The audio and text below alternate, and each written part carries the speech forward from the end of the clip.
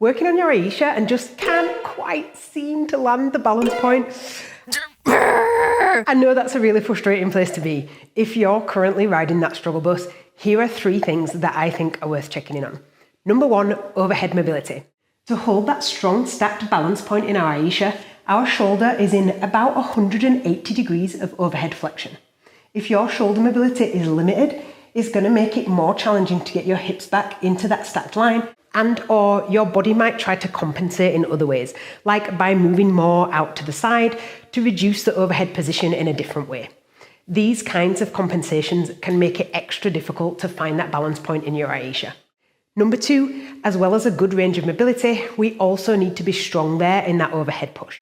Working on that strength off the pole with overhead strength progressions is a great way to build strength here if your overhead mobility is good, but you're still struggling to hold your Ayesha. Number 3, core strength.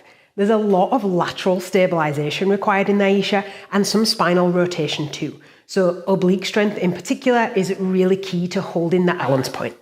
Again, off the pole strength work can really help us build the core strength we need for the Ayesha. As always, loads more going on with this move, but those are 3 of the usual suspects when it comes to troubleshooting this trick.